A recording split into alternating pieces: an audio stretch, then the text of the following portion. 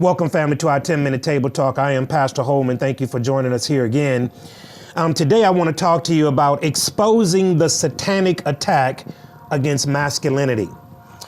In Mark chapter number 3, verse number 27, the scriptures read, "No one can enter a strong man's house and plunder his goods unless he first binds the strong man, and then he will be able to plunder his house." The enemy has long known the strategy for effective warfare. Unfortunately, many well-intended Christians do not. There is a farce that is toxic masculinity that is nothing more than a tool of the enemy to emasculate men. This is to deprive a man or a male of his role and identity, and it is a crucial step in the overall breakdown of the family and ultimately of society. To make men an option rather than a necessity is to cripple the foundation of the family and his seed.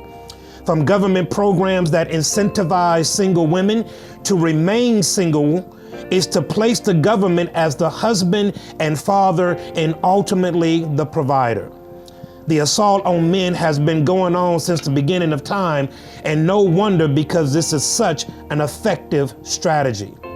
Strong men are essential for a strong family and a strong society, as well as a strong nation. Make no mistake about it, the world needs men. The world needs men.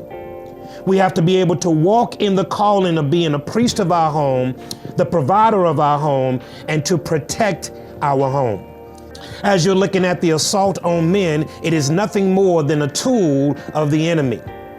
Once a young boy passes the age of adolescence, he loses the ability to be loved unconditionally. A man in our society today, especially the Western culture, his value is attached to his hands. In other words, he is loved and or respected by what his hands provide. The male role is essential and started all the way back from the book of Genesis. And as you look at the attack on the male, on the attack of the home, it starts with the tearing down of the foundation. In Genesis chapter 3, the very familiar passage of scripture, we know that God came walking through the garden in the cool of the day. And he asked Adam first, and he asked him this question: "Where are you?" There is an attack on the enemy to remove the male, the man, out of his rightful position. We see this going on in so many different facets in our time today. We see this thing with gender dysphoria, when we see people transferring genders because they're not satisfied with who they were naturally born to be, as if gender is fluid.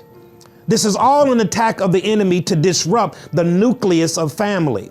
But it starts with men. If the man is not built up, if the man is not walking in the power of his calling, he cannot provide, he cannot be the priest, he cannot protect his home the way that God has intended. And there can never be a strong nation, there can never be a strong society unless there is first a strong home. And you see the enemy attacking men at an all-out rate now. You see men now being reduced to a loaf of bread, as the book of Proverbs says. As a man, I would encourage you to find out your calling, to find out what God specifically has for you, and by the power and authority of that calling, walk in it.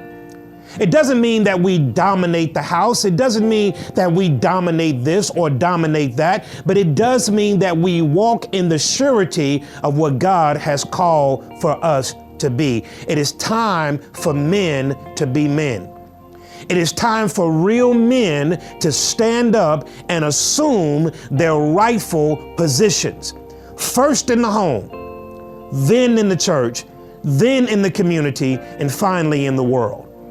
It is time for men to get off of the sidelines. It is time for men to put down the PlayStations and the Game Boys. It is time for men to stop watching 99,000 hours of sports and get in the way of the enemy taking on our family. It is time for men to be men. I invite you to join this cause by understanding who God has called for you to be, and then walking in the power of that calling. Be encouraged. If God be for you, it's more than the entire world against you. Until we see you next week.